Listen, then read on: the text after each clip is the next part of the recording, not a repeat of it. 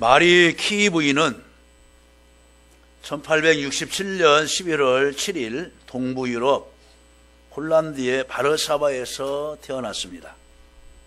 그녀는 일생 중 많은 업적을 남겼으며 방사능을 함유한 라듐을 발견하여 여성 최초로는 노벨 물리학상을 1903년 받았는데, 어려서부터 철이 들 때까지 그녀는 어머니의 사랑을 의심하면서 자랐다고 합니다.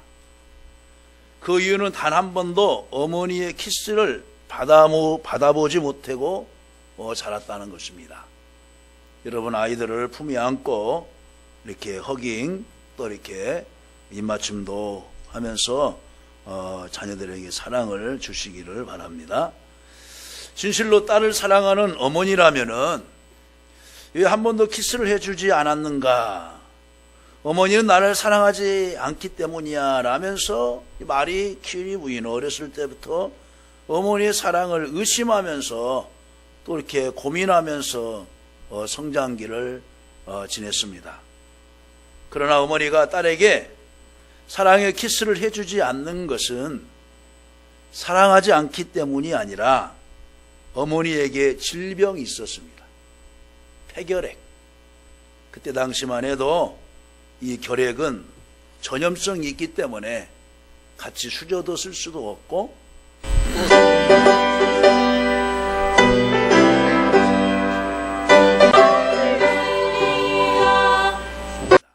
그런데 그때까지 그런 약 처방이 발견되지를 않았어요. 그래도 그 사실을 그녀의 어머니가 나중에 폐결핵으로 죽은 다음에야 이 마리 퀴리 부인이 알게 됐어요. 그런데 안아보고도 싶어도 안아보지 못하고 키스해주고 싶어도 키스해주지 못하는 그 어머니의 마음은 얼마나 더하겠어요. 그런데 안아주지도 못하고 어머니가 세상을 떠났습니다. 이처럼 주님의 사랑이 우리의 곁을 떠났다고 생각하는 성도들은 없지 않습니까? 우리 곁에서 항상 보호하시며 또 우리를 이끄시고 인도하시는데, 아마 하나님은 나를 사랑하지 않을 거야 라고 하면서 판단하고 생각하고 낙심하며 좌절하고 실망 가운데 살아가는 성도도 없지 않아 주변에는 있습니다. 그런데 하나님은 그런 하나님이 아니십니다. 제자들과 말씀한 것처럼 세상 끝날까지 너희와 항상 함께 있으리라. 세상이 변화해도 나는 너희를 버리지 아니하겠다.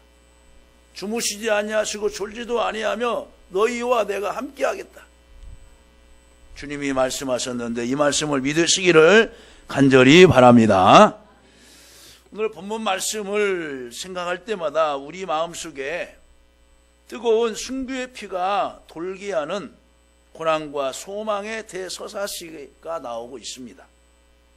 이 말씀은 어떤 의미에서 요즘처럼 예수 믿는 것이 아무런 박해나 어려움이 없는 사태에 진정한 그리스도의 삶의 자세를 가지고 살아야 되는가, 우리들에게 또 생각해 볼 수 있는 말씀입니다. 내가 편하면 예수를 잘 믿겠다. 이제 모든 것이 갖춰지면 예수를 잘 믿겠다. 우리 보통 성도들은 이렇게 말을 해요. 아유, 이번 직장만 잡으면은요, 이번 문제만 해결되면은요, 애기 결혼만 시키면은요, 아유, 애기 유치원만 보내면은요. 주변에서 항상 듣는 말이 그거예요. 그런데 여러분, 그렇다고 해서 신앙생활을 잘하느냐? 그렇지도 않아요. 한 가지 짐이라도 있으면서 그 짐 때문에 하나님이 이 짐을 나에게서 걷어가 주옵소서. 바울사도처럼 하나님이 육체와 가시를 내게 걷어가 주옵소서. 그러면서 도리어 짐이 있음으로 인하여서 자기가 달려가는 사명에 채찍질하고 자기의 약점을 발견하며 하나님 앞에 회개하고 도리어 이 풍랑이인하여서 더 빨리 가게 하시는 분이 바로 하나님이신 줄로 믿으시길 간절히 바랍니다. 오늘 말씀을 통하여 저는 하늘에 소망을 두자, 따라서 해보겠습니다. 하늘에 소망을 두자. 아프라, 이런 말씀의 제목으로 말씀을 증거하기를 원합니다. 첫째로 하나님께 하늘에 소망을 두는 사람은 어떠한 삶을 살아가느냐? 하나님을 신뢰하고 담대하며 살아갑니다. 하나님을 신뢰하며 담대합니다.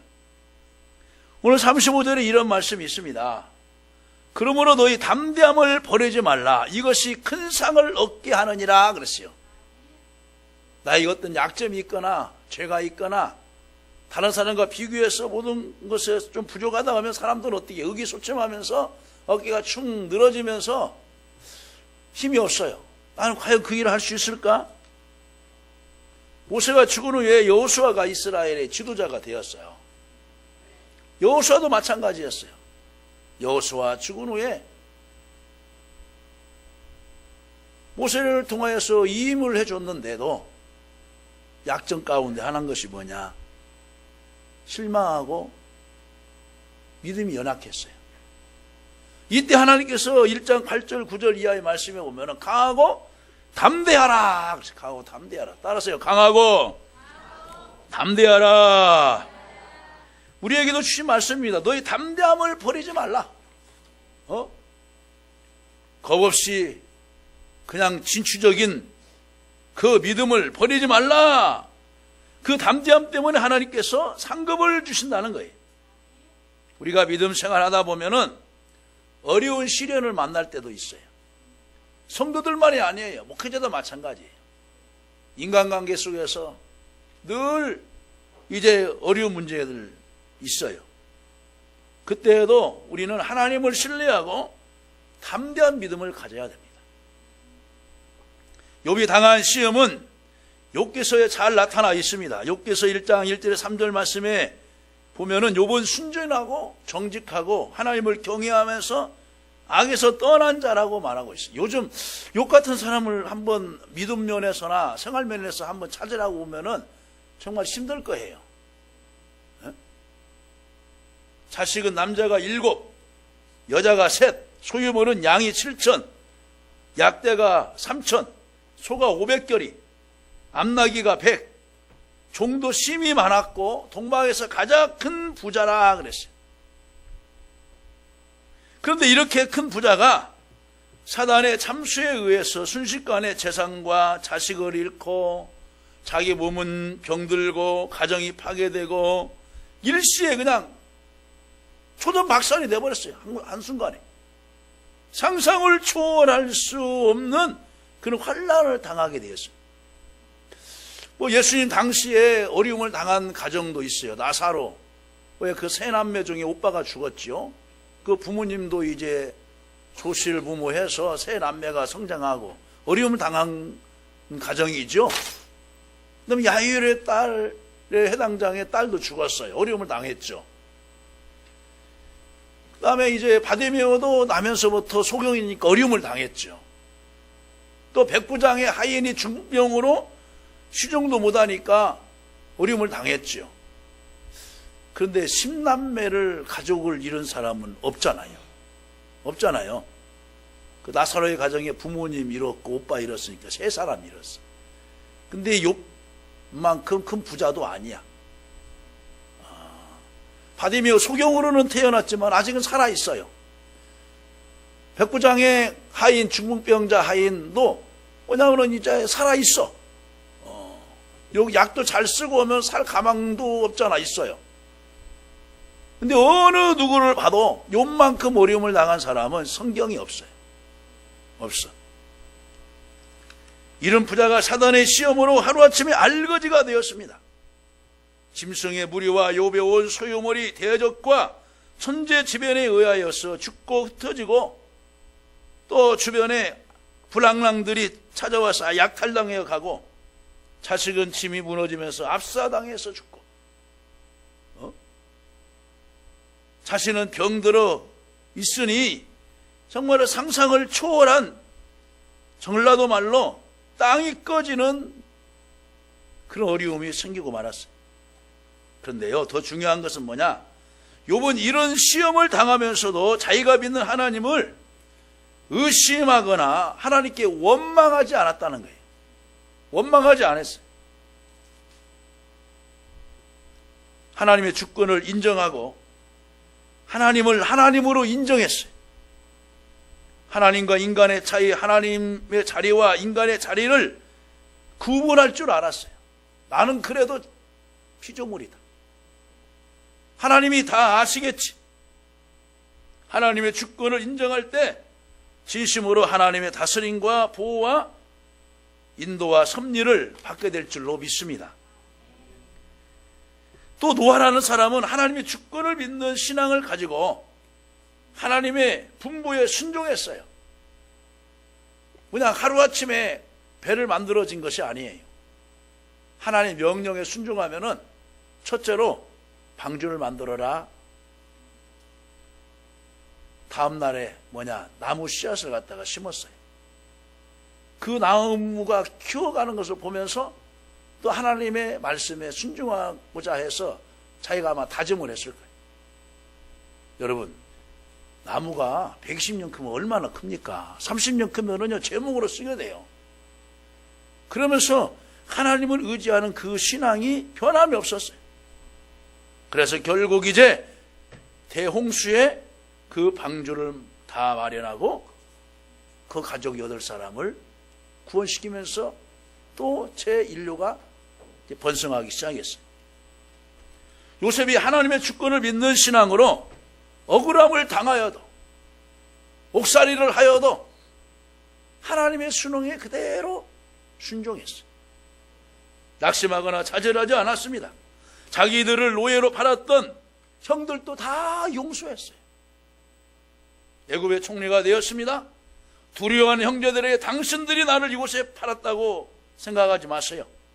하나님이 생명을 구원하려고 미리 나를 13년 전에 나를 이곳에 보낸 것입니다 하면서 낙심하고 실망하고 있는 그 형들을 도리어 토닥여주면서 위로해주고 겁에 질려있는 그 형들에게 소망을 주었어요. 하나님의 주권을 믿는 여호수아와 갈렙이 가나안의 7 족속을 보고 두려워한 것이 아니라 그들은 우리의 밥이라고 말할 수 있었습니다. 하나님의 주권을 믿었던 사도들과 스데반 집사, 죽음을 두려워하지 아니하고 신앙에 본을 끼친 모든 신앙의 선진들이 한결같이 바로 하나님의 주권을 믿고 하나님을 신뢰하고 담대했던 사람들입니다. 지난번에 정읍 이제 두암교회를 이제 방문하게 되었어요. 순교자 유적지를 찾아서 이제 어느 모임에서 가게 되었어요.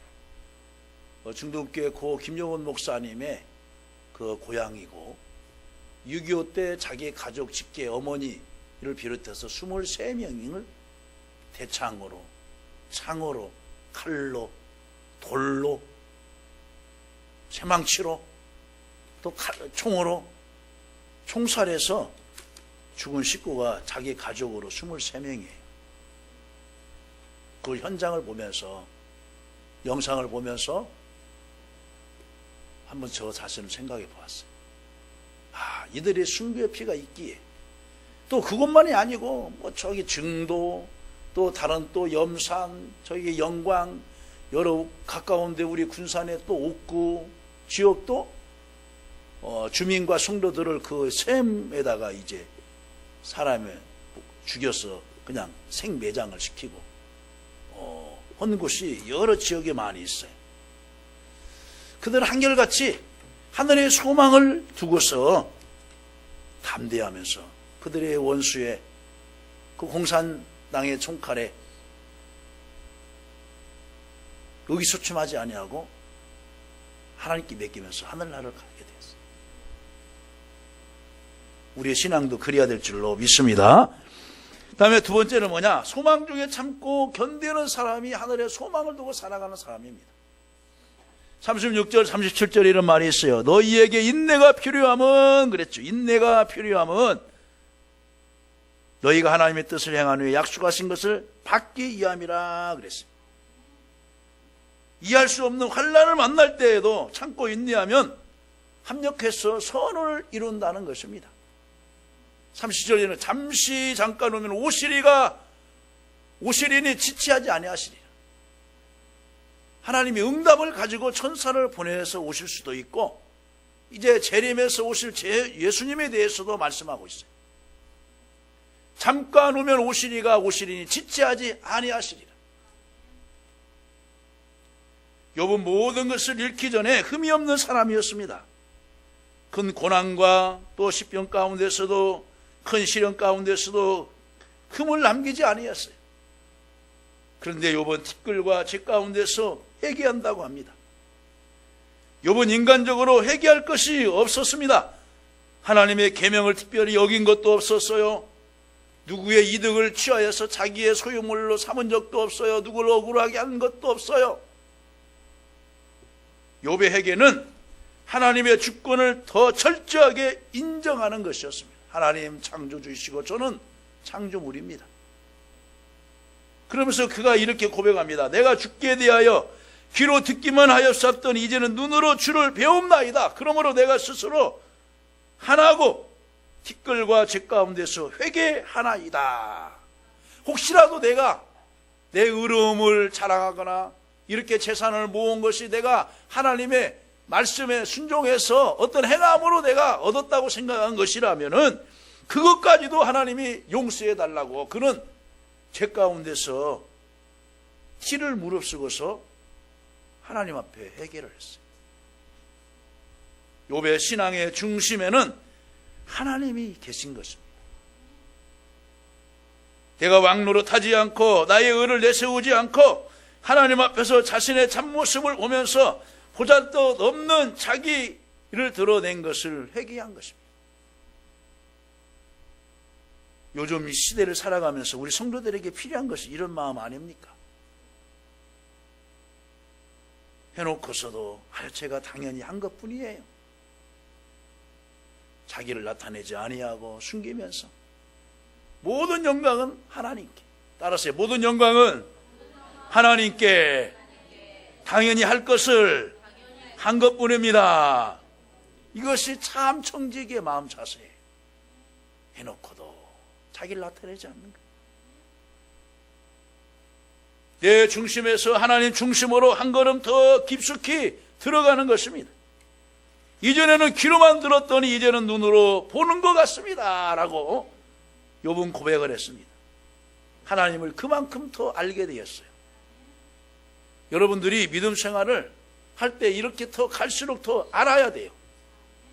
작년보다 올해, 올해보다 내년이 더욱더 성숙되어지면서 발전되어야 될 줄로 믿습니다.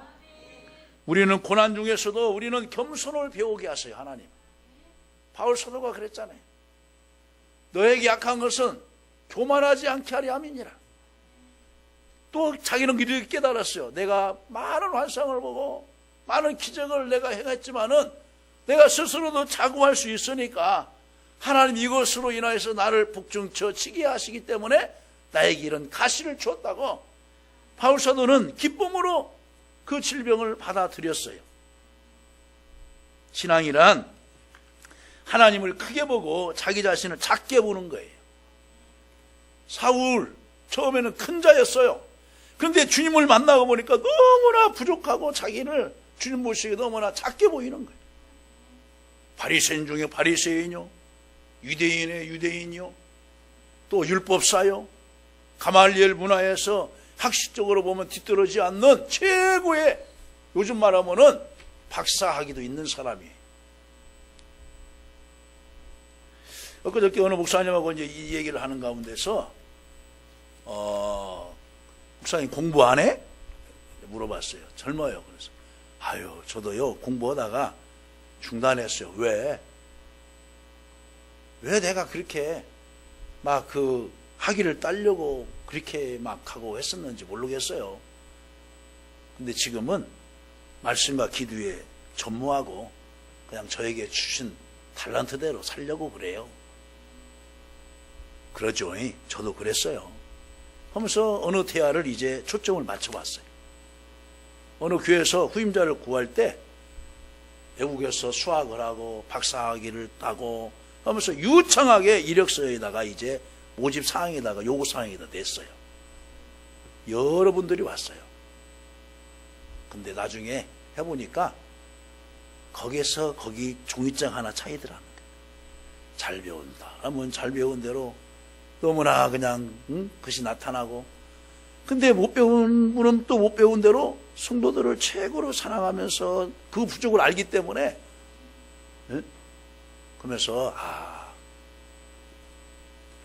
그 종이, 얇은 종이 하나 차이구나. 그래서 이제 요즘은 어떻게 되냐면은 이제 그런 학력 위주보다 그냥 평범하면서도 인격이 좀 더 이제 훌륭한 사람을 모시는 그런 추세로 우리 노예도 그렇게 변화되고 있어요. 신앙이란 내가 하나님을 붙잡고 있는 줄 알았는데 어느새 어느 날 내가 아니라 하나님이 나를 붙잡고 계시는 것을 발견한부터입니다. 겸손한 신앙으로 오래 참고 인내한 욥에게 있던 모든 시련은 물러가고 이제 하나하나 회복되었습니다. 그래서 욥기서 42장 10절에 보면 욥이 그의 친구들을 위하여 기도할 때 여호와께서 욥의 공경을 돌이키시고 여호와께서 욥에게 이전 모든 소유보다 갑절이나 주셨더라 그랬어요. 소망 중에 참고 인내했더니 하나님께서 나중에는 소유보다 갑절이나 주었다는 거예요. 갑절이나 주었어요. 요셉 보세요. 그 억울한 누명 옥구에서 그냥 보낸 시절, 나중에 거기서 하나님의 어떤 뜻이 있겠지. 인내하고 참아뒀더니 나중에는 요셉을 애굽의 총리로 하나님이 세워주셨잖아요. 여러분, 성공한 사람 뒤에는 그 많은 어려움과 숱한 비난과 또 이것을 겪으면서 이겼던 자리가 그 위의 자리예요. 갑자기 올라간 것이 아니에요. 회복은 시간이 걸리고 과정이 필요합니다. 그러나 반드시 회복됩니다. 그러므로 인내하고 기다리시기를 주님의 이름으로 간절히 축원합니다. 몇 년 전에 저 조천동에 그 제일고산 그쪽에 똥매산이라고 그러죠. 가을에 이제 등산객들이 산불을 이제 담배꽁초로 함부로 버려가지고 산불이 났어요. 새까맣게 다 타버렸어요. 근데 지금 10년 이상 지났는데 회복되었잖아요. 불탄 증거가 없어요. 거기서 우리가 10년 전에 왔기 때문에. 그쪽으로 주천동 사정리 지나가다 보면 언제 처산이 불탄 날 정도로 그냥 회복되었어요. 우리의 마음속에서도 때로는 어려운 문제로 인하여서 회복되지 않을 것 같은데 시간이 가고 하나님의 치유의 손길이 닿아지면은 반드시 회복될 줄로 믿습니다. 그러므로 우리는 자포자기해서는 안 됩니다. 의인은 7번 넘어질지라도 다시 일어나야 됩니다. 오늘 본문 말씀도 뭐라고 했어요? 의인은 믿음으로 말미암아 살리라. 그래 38절. 의인은 믿음으로 말미암아 살리라. 또 39절에 보면 믿음을 가진 자니라. 그랬어요. 믿음을 가진 자니라. 성도는 죽음 앞에서도 몸이 다시 사는 것과 영원히 사는 것을 믿습니다.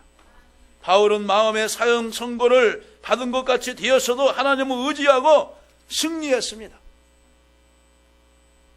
더 낫고 영구한 소유가 있는 줄로 알고 우리 모두 장차 들어갈 천성을 바라보며 소망 중에 인내하는 신앙으로 하늘을 바라보며 살아가시길 주님의 이름으로 간절히 축원합니다. 다음에 세 번째로는 뭐냐? 하늘의 소망을 두는 자는 뒤로 물러서지 않고 전진하는 사람입니다. 38절 이제 보면은 중반절이 이렇게 나와 있어요. 또한 뒤로 물러가면 내 마음이 그를 기뻐하지 아니하리라 그랬어요. 다윗의 용명을 보세요. 골리앗 앞에서도 모든 것이 열악해요. 힘도 약하지요, 무기도 약하지요. 내 다윗이 그 골리앗 앞에서 이길 수 있는 것은 없어요. 그런데 배짱이 있어요. 자기는 하나님을 믿는 믿음 가진 자라는 거예요. 뒤로 물러나지 않았어요. 그 사울 앞에 있는 군인들은요 물러났잖아요. 군인은 나가서 싸워야 하잖아요. 근데 뒤로 물러났어. 근데 아버지 심부름으로 형들이 잘 있는 줄 알고 간식을 가지고 왔던 그 다윗이 그 모습을 보고 물러나지 않았어요. 어떻게 이방인 군사가 하나님의 이름을 욕되게 하는데 가만히 있습니까? 내가 가겠습니다. 앞으로 나가려고 하는데도 막잖아요. 야, 너는 꼬마야. 네가 무슨 가서 전쟁에서 이길 수 있겠어? 너 활 쏘아봤어? 너 창 던져봤어? 너 칼 쏘봤어? 저에게는 이 물맷돌이 있어요. 뒤로 물러나지 아니했어요. 우리는 뒤로 물러가 멸망할 자가 아니요 오직 영혼을 구원함에 이르는 믿음을 가진 자입니다. 히브리서에 보면 예수님은 모세보다 높다라는 것을 여러 번 강조하고 있습니다. 모세는 심부름꾼이고 예수님은 하나님의 아들입니다. 모세를 배반한 사람들이 어떻게 되었습니까? 고라 보세요. 고라는 사람들을 선동해 다시 애굽으로 돌아가자고 하면서 모세에게 반기를 들었어요. 반기를. 모세와 아론을 도와 약속의 땅 가나안으로 향해 들어가서도 부족할 터인데 다시 뒤로 물러가 종살이하던 애굽으로 가자고 그 백성들을 선동을 했어요. 그런데 또 거기에 같이 동조한 사람 250명이 또 나타났어요. 고라를 따르던 나머지 사람들은 어떻게 되었나요? 땅이 갈라지면서 다 매몰되어서 죽고 말았어요. 이 모습이 뒤로 물러가다 망한 사람들의 모습입니다.